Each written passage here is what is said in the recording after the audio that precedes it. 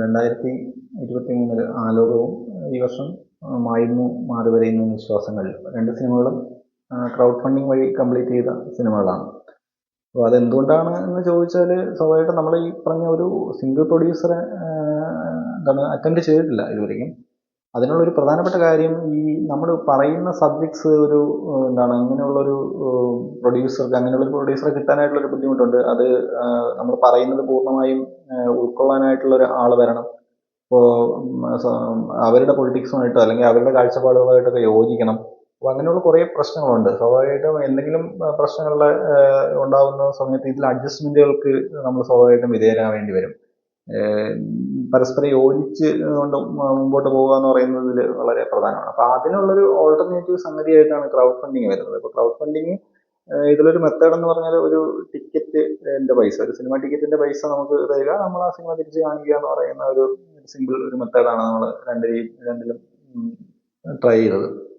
അപ്പോൾ സ്വാഭാവികമായിട്ട് ഇവരുടെ ഈ പ്രൊഡ്യൂസേഴ്സിൻ്റെ ഒരു കൺട്രോള് സംവിധായകന്, ഇതിൻ്റെ ക്രിയേറ്ററിൻ്റെ മുകളിൽ അധികം ഉണ്ടാവില്ല. നമ്മൾ ഈ സിനിമയിലൊക്കെ നേരത്തെ പറഞ്ഞ പോലെ ഇത് ബേസിക്കലി ഇത് സ്വാതന്ത്ര്യത്തിൻ്റെ ഒരു പ്രശ്നമാണ്. അപ്പോൾ ഈ ക്യാപിറ്റൽ ഇതിൻ്റെ കലയെ കൺട്രോൾ ചെയ്യാനുള്ളൊരു അവസ്ഥയ്ക്കെതിരെയാണ് സിനിമ തന്നെ പറയുന്നത്. അപ്പോൾ സ്വാഭാവികമായിട്ട് ആ മെത്തേഡ് തന്നെ സിനിമയിൽ ഉപയോഗിക്കുന്നു എന്നുള്ളതാണ്. അപ്പോൾ പൊളിറ്റിക്കലി സിനിമ ഉണ്ടാക്കുന്നു, സിനിമയ്ക്കകത്ത് രാഷ്ട്രീയം പറയുന്നു. അപ്പോൾ ഇതിന് പറ്റിയ ഒരു രീതിയായിട്ടാണ് ക്രൗഡ് ഫണ്ടിങ്ങിനെ നമ്മൾ കണ്ടത്. ആ രീതിയിലാണ് രണ്ട് സിനിമകളും കംപ്ലീറ്റ് ചെയ്തത്. ഈ അഡ്ജസ്റ്റ്മെന്റുകൾക്ക് വിധേയരാവണ്ട എന്നുള്ള സംഗതിയാണ് ബേസിക്കലി ഇതിൻ്റെ ഒരു സ്വതന്ത്രമായിട്ട് നമുക്ക് പറയാനുള്ള കാര്യങ്ങൾ മറ്റുള്ള ആൾക്കാരെ ആരെയും അധികം ബോധ്യപ്പെടുത്തേണ്ട ഇതില്ല എന്നുള്ള ഒരു വലിയൊരു സ്വാതന്ത്ര്യത്തിന്റെ ഒരു മേഖലയാണ് ക്രൗഡ് ഫണ്ടിങ് എന്ന് തോന്നുന്നത്. പക്ഷെ അതേസമയം തന്നെ കുറേ കാര്യങ്ങൾ ഈ പറഞ്ഞ ഇതിന്റെ റിസോഴ്സിൻ്റെതായിട്ടുള്ള പ്രശ്നങ്ങളുണ്ട്. പക്ഷെ അപ്പം നമ്മൾ ചെയ്യേണ്ട ഒരു കാര്യം എന്ന് പറഞ്ഞാൽ അതിനനുസരിച്ചുള്ള ഒരു സബ്ജക്റ്റ് തിരഞ്ഞെടുക്കുക എന്നുള്ളതാണ്. വലിയ സന്നാഹങ്ങളില്ലാതെ ചെയ്യാൻ പറ്റുന്ന തരത്തിൽ ഉള്ള സബ്ജക്റ്റുകൾ എടുത്താൽ സ്വാഭാവികമായിട്ട് ഈ ക്രൗഡ് ഫണ്ടിങ് വഴി നമുക്കത് വിജയിപ്പിക്കാനായിട്ട് പറ്റും. ഇതിൽ സിനിമയിൽ ഇൻകർ ആവുന്ന ചിലവാകുന്ന മൊത്തം പൈസ എന്ന് പറയുന്നത് വളരെ കുറച്ച് മാത്രമേ ക്രൗഡ് ഫണ്ടിങ് വഴി കിട്ടുള്ളൂ.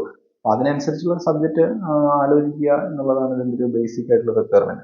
സിനിമയിലെ 6ാമത്തെ ഭാഗം, അതിൻ്റെ പേര് തന്നെ ആലോകം തന്നെയാണ്.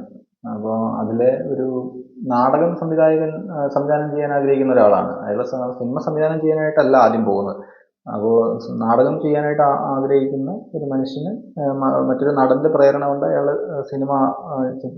സിനിമയെ പറ്റി ചിന്തിക്കുന്ന സിനിമ സ്വപ്നം കാണുകയാണ്. ആ സ്വപ്നമാണ് യഥാർത്ഥത്തിൽ സിനിമയ്ക്കകത്തെ സിനിമ.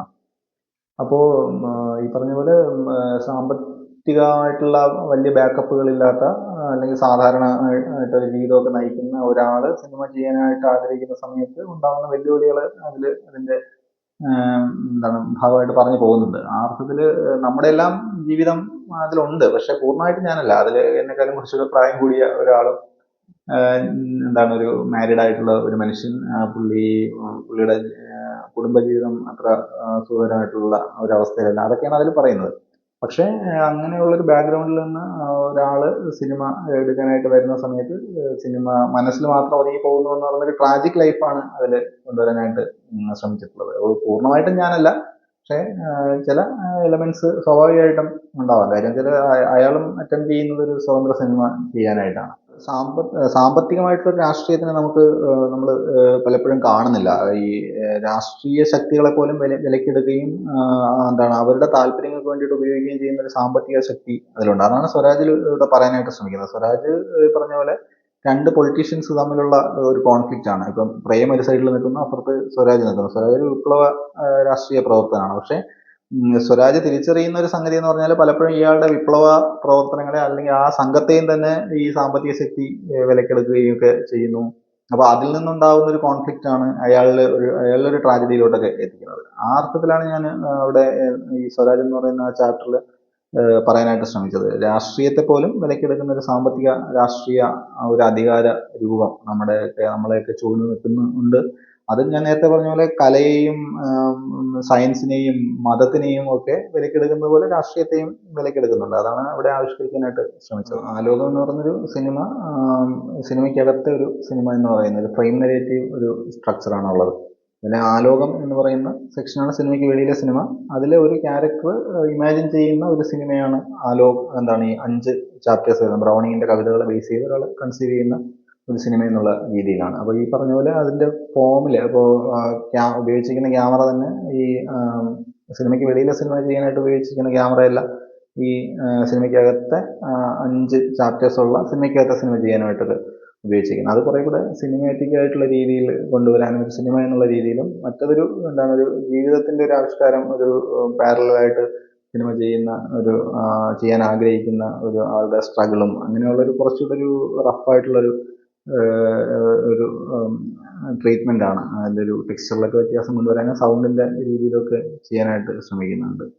അർത്ഥത്തിൽ ഈ പറഞ്ഞ പോലെ ഫോമിൽ വേറിട്ട് നിൽക്കത്തക്ക രീതിയിൽ ഡെലിബറേറ്റ് ആയിട്ട് ചെയ്തതാണ്. അത് ആസ്പെക്ട് റേഷ്യോ ഉൾപ്പെടെ അതിൽ മാറ്റിയിട്ടുണ്ട്. കാര്യം ഈ സിനിമയ്ക്കകത്തെ സിനിമയിൽ ശ്രദ്ധിച്ചാൽ അറിയാം അതിൻ്റെ ഒരു കുറച്ചുകൂടി ഒരു സിനിമാറ്റിക് ആയിട്ടുള്ള ആസ്പെക്ട് റേഷ്യോ, മറ്റത് ഒരു 4:3 ആസ്പെക്ട് റേഷ്യോ. പിന്നെ അതിൻ്റെ അകത്തെ ചില സന്ദർഭങ്ങളിൽ ഈ പറഞ്ഞ പോലെ പുള്ളിയുടെ ചില സ്വപ്ന സീക്വൻസുകളൊക്കെ വരുന്ന സമയത്ത് വീണ്ടും കുറച്ചുകൂടെ ഫ്രെയിമൊക്കെ ചെറുതാവുന്ന തരത്തിൽ ഫോമിൽ അങ്ങനെ സിനിമയ്ക്ക് വെളിയിലെ സിനിമയാണ് എന്ന് അല്ലെങ്കിൽ അയാളുടെ ജീവിതത്തിനെ കുറച്ചുകൂടെ അയാളുടെ റഫായിട്ടുള്ളൊരു ജീവിതത്തെ കാണിക്കാനൊക്കെ കൂടിയാണ് ആ ഫോമിൽ അങ്ങനെയുള്ളൊരു രീതിയിൽ കൊണ്ടുവന്നത്. അതേപോലെ തന്നെയാണ് അതിൻ്റെ ഒരു അവരുടെ ഡയലോഗിന്റെ സംഗതികളിലും ഒക്കെ കുറച്ചുകൂടെ ഈ സിനിമയ്ക്കകത്തെ സിനിമ കുറച്ചുകൂടെ നാടകീയമായിട്ടുള്ള സന്ദർഭങ്ങളും നാടകീയമായിട്ടുള്ള ഡയലോഗുകളൊക്കെ കൊണ്ടുവരുന്നത് ഒരു കണക്കിനൊരു ഡെലിബറേറ്റ് ആയിട്ടുള്ളൊരു ശ്രമം കൂടിയാണ്. ഇത് കവിത ഇതിനുള്ള മറുപടി പോലെ ഞാൻ നേരത്തെ പറഞ്ഞു, അതിൻ്റെ ഒരു തുടർച്ച പോലെ ഞാൻ പറയാം. കാര്യം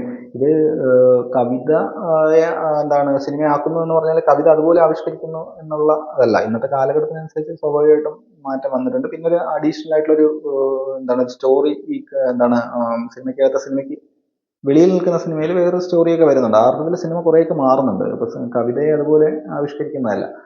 പക്ഷേ ഈ പറഞ്ഞ ഒരു ചോദ്യം റെലവന്റ് ആണെന്ന് തോന്നുന്നു. കാര്യം സിനിമ കവിത വായിച്ചതിന് ശേഷം കണ്ട സിനിമയും കവിത വായിക്കാതെ കാണുന്ന സിനിമയും സ്വാഭാവികമായിട്ടും രണ്ടും രണ്ടാണ്. കാര്യം ഈ പറഞ്ഞ കവിത മനസ്സിൽ വെച്ചിട്ട് അതിലെ ക്യാരക്ടേഴ്സിന് ഇപ്പം ഈ മൈ ലാസ്റ്റ് ഡച്ചസ് എന്ന് പറയുന്ന കവിത വായിച്ചതിന് ശേഷം ആ കവിതയെ പറ്റി അറിയാവുന്ന ആള് പ്രേം എന്ന് പറയുന്ന ഒരു ചാപ്റ്റർ കാണുന്ന സമയത്ത് സ്വാഭാവികമായിട്ടും പ്രേമിനെ കാണുന്ന സമയത്ത് സ്വാഭാവികമായിട്ടും ഡ്യൂക്കിന്റെ ഒരു ക്യാരക്ടറും ഒക്കെ കൂടെ മനസ്സിൽ വന്ന് വേറൊരു തരത്തിലുള്ളൊരു സിനിമ അനുഭവം അവർക്ക് ഉണ്ടാവും എന്നുള്ളത് സത്യമാണ്. പക്ഷെ ഈ പറഞ്ഞ പോലെ ആദ്യമായിട്ടാണ് ഒരു സിനിമ ഈ കവിതയുടെ അനുഭവങ്ങളില്ലാത്ത ഒരാൾ സിനിമ കാണുമ്പോൾ സ്വാഭാവികമായിട്ടും അവർക്ക് ഫ്രഷായ ഒരു സിനിമ അനുഭവമായിരിക്കും ഉണ്ടാകുന്നത്. രണ്ടും രണ്ട് അനുഭവങ്ങൾ തന്നെ ആയിരിക്കും. അത് ഏതാണ് മികച്ചതെന്ന് പറയാനായിട്ട് പറ്റില്ല. ചിലപ്പോൾ ഈ കവിത വായിക്കാതെ കാണുന്ന ആളിന് ഞാൻ നേരത്തെ പറഞ്ഞ പോലെ ഒരു പുതിയൊരു അനുഭവമായിരിക്കും.